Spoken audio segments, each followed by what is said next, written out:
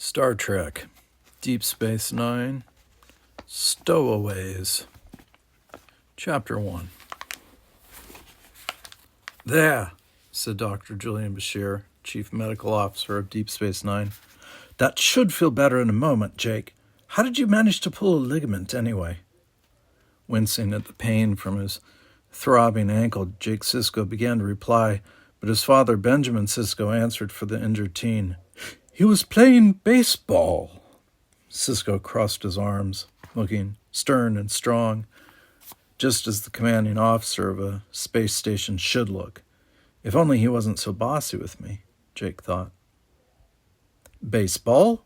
Asked the doctor, a puzzled expression on his lean face. What's that? An old Earth game, Sisko replied before his son could answer. Jake and I play it on the holodeck from time to time, but the unrest on Bajor has kept me so busy lately that he's been playing the game alone. Lots of physical activity in this game? Bashir asked Jake. Once again, Sisko answered. A pitcher throws a ball, a batter tries to hit it with a wooden stick, and other players try to catch any ball that's hit. Playing baseball involves lots of running, leaping, and sliding. That's how Jake hurt his ankle, sliding into second base. Said Dr. Bashir. Well, I don't know what second base is exactly, but you really strained your ankle. Still hurt? Jake Sisko glanced at his father. The big man raised an eyebrow. Well? He asked his son. Sorry, Jake said. I thought you were going to answer for me again, the way you always do. Dr. Bashir laughed. With a frown on his dark face, Sisko began. Now see here, young man. No, don't scold him, the doctor said. Jake's absolutely right, Commander. Parents have been doing that for ages. My father was the same way, Jake. So, just between us long-suffering sons, how is your ankle feeling now?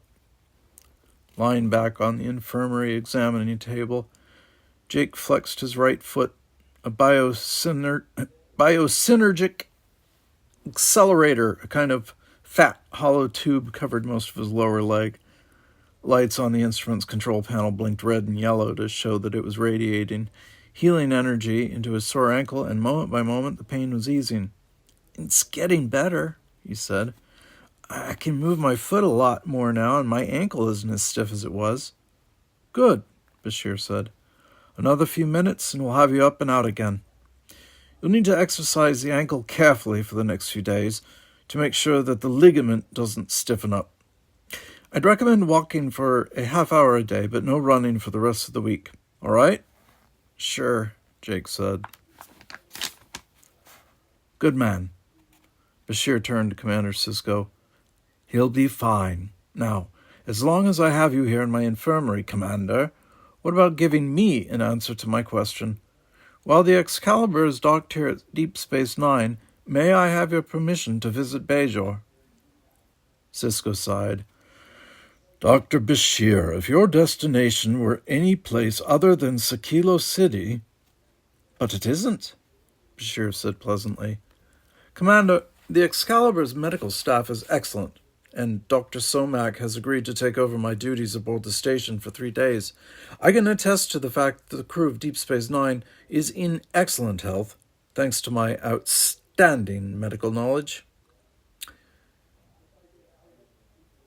Except for minor accidents like Jake's, nothing demanding. Any real treatment has come up in weeks. This is a perfect time for me to visit Bajor and learn more about its people and customs, and Sakilo City is the perfect place for me to do it. It's a hotbed of revolt, Commander Sisko retorted. Dr. Bashir, ever since the Cardassians left, the Bajorans have been desperately trying to pull themselves together as a people. There are factions within factions there, and civil war is just a single raid, a single assassination away. Sakilo City is the most notorious hive of rebels and revolutionaries on the planet. Why, even the Kaiopaka couldn't command full respect there while she was still on Bajor, and you know how all Bajorans honored her. 3 days, Bashir said. Only 3 days. And look at it this way, Commander. I could be a secret agent. A what? asked Cisco, sounding both puzzled and amused. The young doctor leaned forward, his expression intense. A secret agent. I could find out the real story of their rebellious factions in Sakilo City. I've never been there, and no one there would recognize me. Lots of off-worlders land there. As you say, it's a regular den of iniquity, swarming with smugglers and shady characters. I could pretend to be an asteroid miner, or a space pirate with arms for sale. Any rebel group would get in touch with me, and I could learn all about... Dr. Bashir? Asked Jake. My ankle feels fine now. On the control panel, all the lights turned green. The doctor coughed self-consciously and switched off the biosynergic accelerator. He opened the cylinder, and Jake pulled his foot out. Here, said Dr. Bashir, let me help you down, and you can take a step or two on it to see if it will hold your weight. He put his arm around Jake and helped the 14-year-old slide off the examining table. When Jake stood on his own, the doctor stepped away from him. How does that feel? Jake took a step, then another. It feels great, he said with a grin. Thanks, doctor. All in the line of duty, Bashir said, returning his grin. Now, Commander, about Bajor. With a rueful chuckle, Cisco held up his hands. Enough. I surrender. All right, Julian, you have my permission to visit Sakilo City for 3 days. On one condition, mind you. Condition? Asked Dr. Bashir, drawing himself up. Yes, sir. Anything for Starfleet? What do you want me to do, Commander? Relax, said Cisco. Relax. Enjoy yourself. And don't play secret agent. Is that understood? Dr. Bashir looked mildly disappointed. I suppose so, he said with a sigh. Very well. How soon will the Excalibur's medical staff be ready to relieve you of your ordinary duties? I'll need to bring all the medical summaries up to date. I'd say tomorrow, Commander. Cisco nodded. The runabouts are tied up, but request one of the Excalibur shuttlecrafts. I think the Einstein is free, and I'll expect you back, rested and refreshed, in 3 days. Very good, Commander, said the doctor. Jake cleared his throat. Dad, if Dr. Bashir doesn't mind, do you think I could go along too? That isn't a good idea, said Cisco. Dad, Jake complained, you keep promising to take me down to Bajor, and you never do. You've been there on field trips, Cisco pointed out. For a couple of hours at a time, Jake said. I want to stay on a real planet overnight. Get outside. Under a real sun, not just on the holodeck. Dr. Bashir has made his plans, Cisco said. I'm sure he doesn't want company. Bashir smiled. Well, if Jake really wants to go, I don't see why. Doctor, Cisco said pleasantly but firmly, you have made your plans, and you haven't included Jake in them. Am I right? Oh, said Bashir. He swallowed. Well, I hadn't really planned to take anyone with me, no. Thank you, Doctor. Come along, Jake.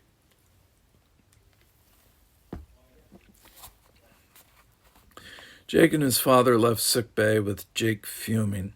It's always like this, he complained. You promised me that we can go to Bajor, and then something comes up on the space station and we can't do it. When we were on Mars, you kept promising me that we could visit Earth, and we never had a chance. Dad, I'm tired of living in space. I want to be on a real planet for a change, even if it's just for 3 days. They stepped into a turbo lift. Ops, Cisco ordered, and the elevator car began to move. The commander sighed.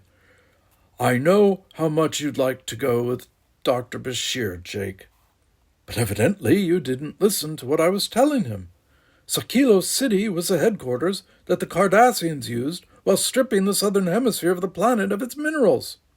It's hardly a city, really, or a giant armed camp. It's true that the Bajorans have been trying to civilize it, to quell the rebels and the malcontents, But it's still an uncomfortable place for a human to be.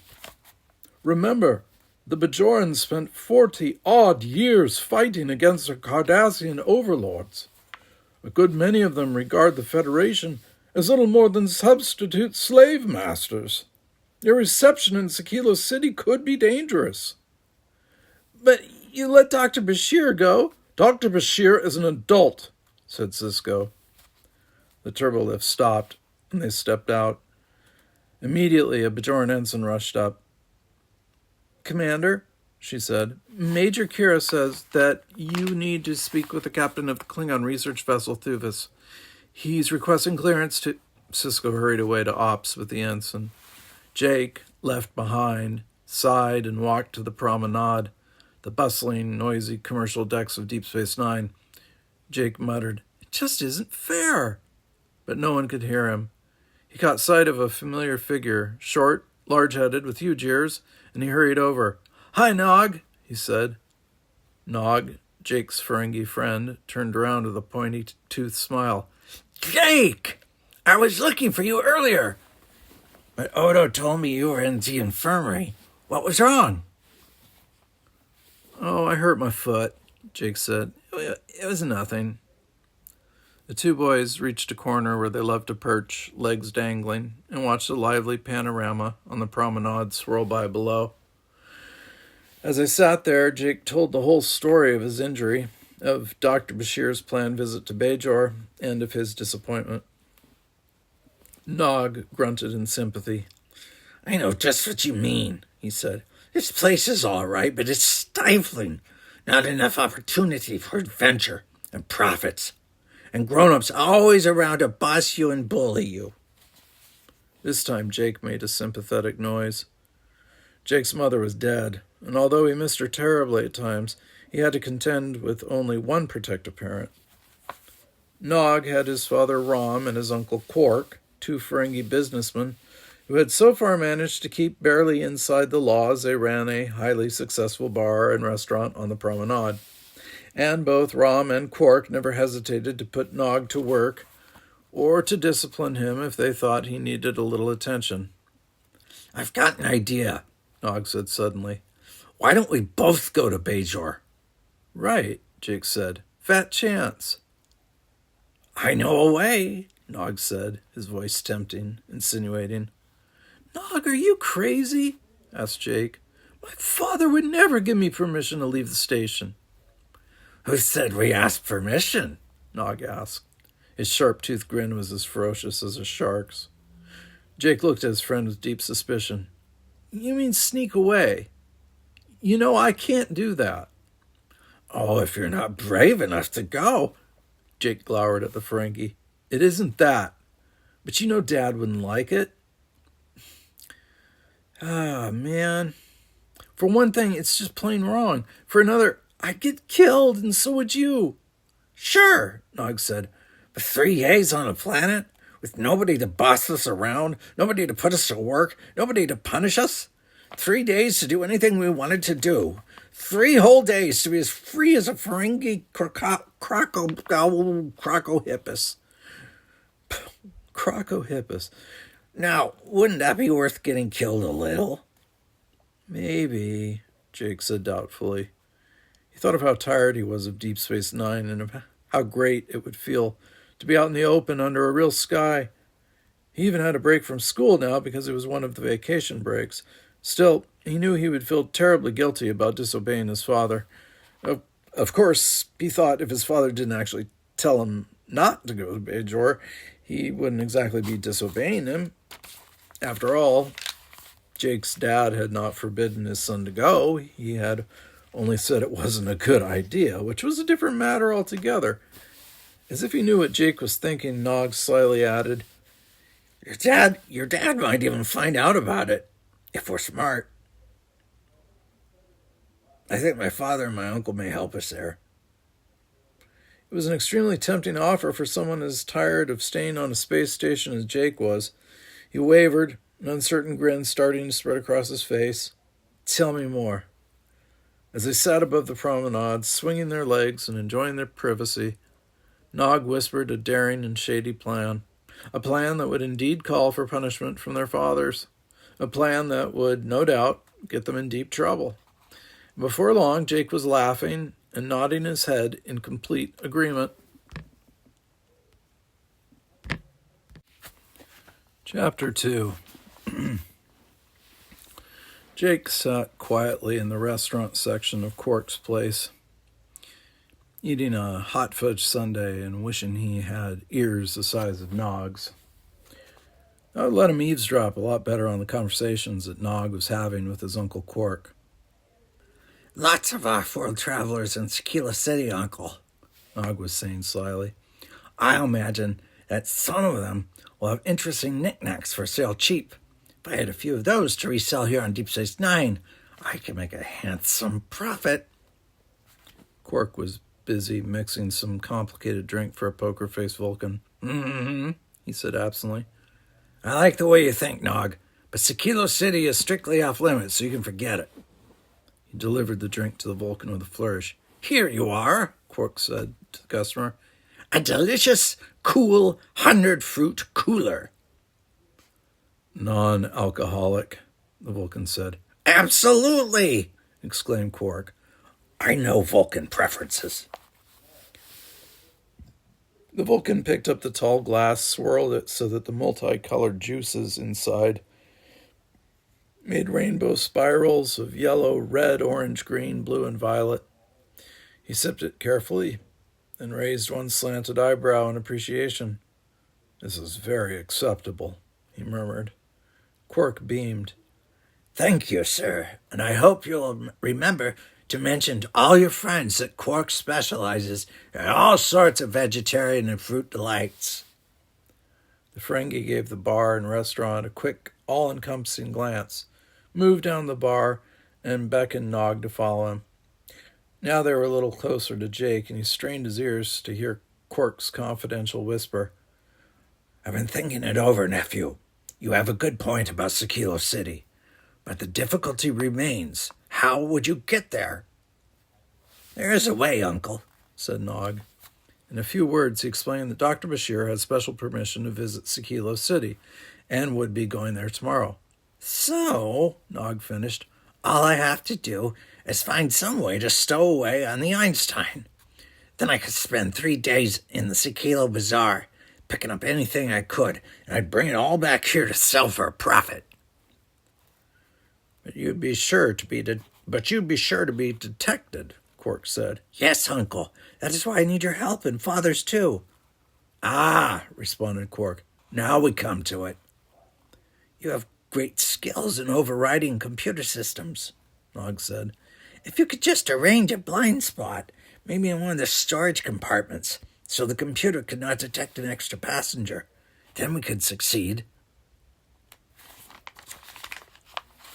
With a wolfish grin, Quark said, That would be easy enough, and what is in it for me, nephew? Nog squawked in protest. Jake took another big bite of hot fudge sundae and smiled to himself. He tuned out the inevitable round of Ferengi bargaining that came next, but he did notice with satisfaction when Quark hissed between his teeth and said, Very well, it is a bargain, but only because you're my brother's son and I have a soft spot for you. All I can say is that the trip had better be very profitable. Jake finished the last of his sundae, got up, and strolled away. A grinning Nog caught up with him not far from Quark's place. I did it, he said. My uncle will adjust the computer, and no one will be able to tell that we're aboard the Einstein. And Uncle Quark will persuade my father to cover for you. Best of all, it'll only cost half my profits. Now there's just one problem left. What's that? Jake asked. I don't have much money, Nog admitted, so I won't be able to trade for much in the way of goods. Do you happen to know where I might borrow? Jake laughed. I've got some credits saved up in my allowance account, he said. You can borrow them. Just pay me back after you and Quark have finished all your business. Fine, said Nog. He gave Jake a shrewd glance. Now, as to the matter of the interest you will charge me, I won't pay a credit over... Forget the interest, Jake said. Just give me back the amount of the loan. That's all. Shaking his huge bald head, Nog murmured, Earth people. They're all crazy.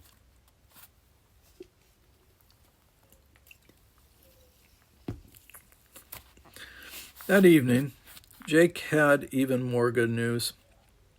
His father told him that the Federation was sending a few members of the Excalibur's crew to Vegan Delta 5, a planet in a system not too far from the Bajoran system.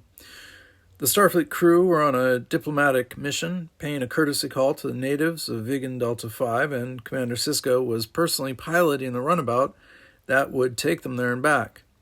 "So you'll have to do without me for a few days," Sisko finished. With an odd expression, he said, "Rom tells me you're welcome to spend the time with Nog in their quarters. He says he wants to offer us a gesture of friendship. Is that all right with you?"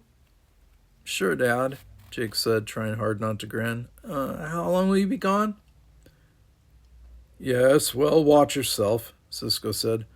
"I've rarely known a Ferengi to offer anything out of the goodness of his heart." "It'll be fine, Dad. Nog is my friend," replied Jake. "Well, behave yourself then. Now, the Vigan Delta system is about 1 day's journey from here," Sisko said. "The diplomatic mission will take perhaps 2 days, so we should be back on Deep Space Nine in 4 or 5 days." "All right," Jake said, though inside he was positively gloating. 4 or 5 days. He and Nog would be back from Bajor before his father returned to Deep Space Nine. With a little luck, Jake thought, Sisko would never even find out that he'd been gone.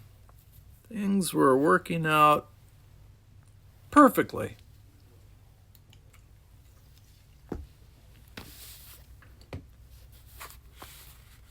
Jake sneaked away right after breakfast the next morning, carrying a small valise with a couple of changes of clothing and his allowance inside.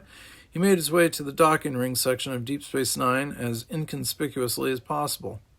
He met Nog, who carried a well-stuffed backpack. No one paid any attention to the two, possibly because they were such a familiar sight. Both of them loved to hang around the docking ring and spot the exotic travelers coming in from the far reaches of the quadrant. Nog led the way to the airlock connecting to the Einstein's docking port. He touched the controls, and the great geared hatch cover rolled away. Nog glanced around, but no one was watching. "Hurry," he said. "My uncle has temporarily disabled the security detectors in this corridor. They'll come online again just as soon as the hatch closes behind us." The two hustled through the airlock. The hatch closed behind them. "Pretty smart," Jake said admiringly. "Chief O'Brien will think it's just another Cardassian computer malfunction." Nog giggled and nodded.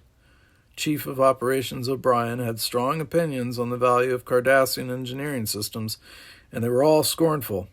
Nog tapped a control panel beside an interior hatch, and it hissed open, revealing a closet-sized space.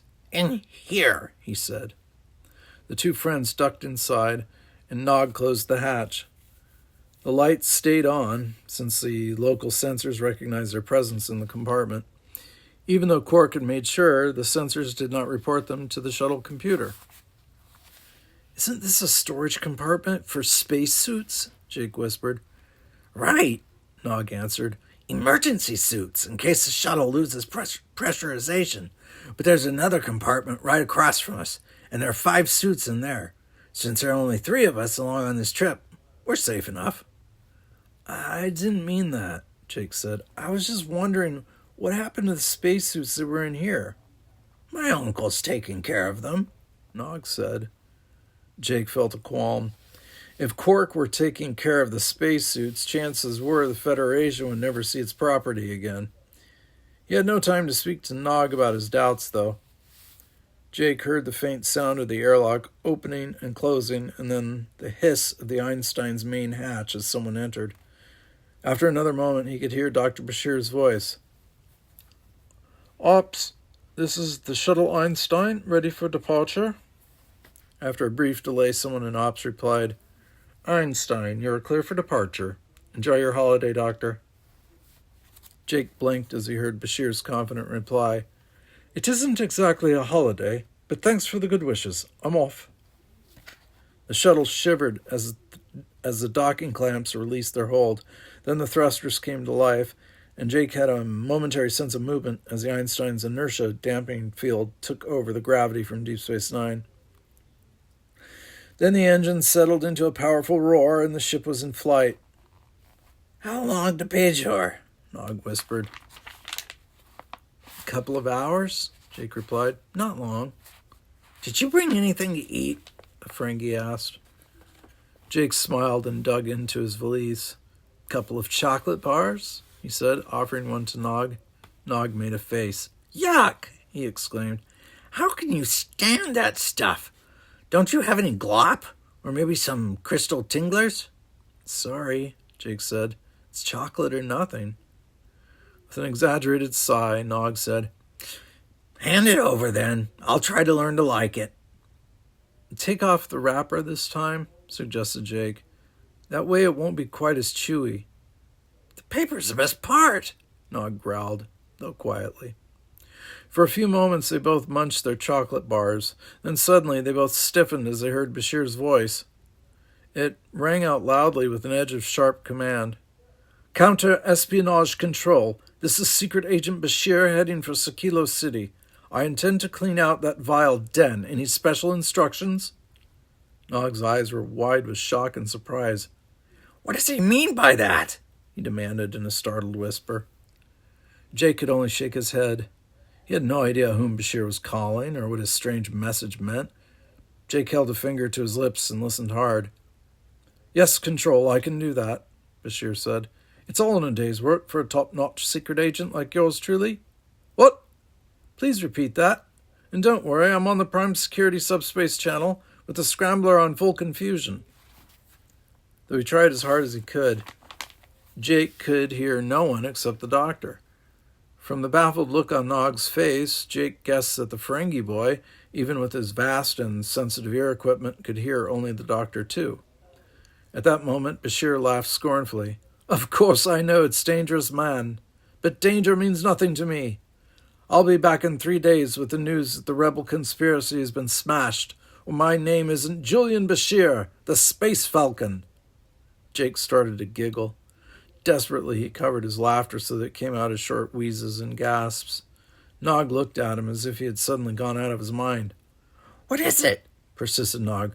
"Who is he talking to?" Nobody, Jake gasped. He's just playing." "Playing? He's an adult." Nog objected. Jake shrugged. "Still, he's pretending to be a great spy known as the Space Falcon. He's not on the subspace radio at all. He's just pretending to talk to his headquarters. It's a game, except he's using his imagination, not the holodeck." With a disgusted look, Nog snorted. "Humans!" He popped the last of his chocolate bar into his mouth and ate it without even bothering to complain about the taste. Several more times during the trip, Dr. Bashir pretended to speak to counter-espionage control, whatever that was. He asked for any clues that other, less gifted spies had discovered, requested an update on the Bajoran political situation, and discussed the various factions of the Bajoran government with his imaginary secret agent friends. Nog soon ignored all this and dropped off into a light sleep, sitting on the storage compartment floor and hugging his knees, his large head lolling to one side. Jake sat opposite him. It was a tight fit. Their toes touched each other. Jake wished he could doze too, because he'd been so excited about the trip to Bajor that he hardly slept the night before. He still was too keyed up to sleep, and so he listened to Dr. Bashir's imaginary transmissions, grinned at their wildness, and tried not to laugh. Eventually, Dr. Bashir spoke to someone who actually spoke back. He asked for clearance to land at the Sakilo Hub spaceport, and after a moment or two, a Bajoran voice said, "Permission granted, Shuttle Einstein. You will land on East Pad 7. Is your shuttlecraft standard Federation design?" "Yes, it is," Bashir responded. "Very well. Prepare to transfer control to us in 30 standard seconds from now." Half a minute passed with the Bajoran controller counting down the last 15 seconds. Then the roar of the engines changed pitch, and Jake felt a slight change in gravity.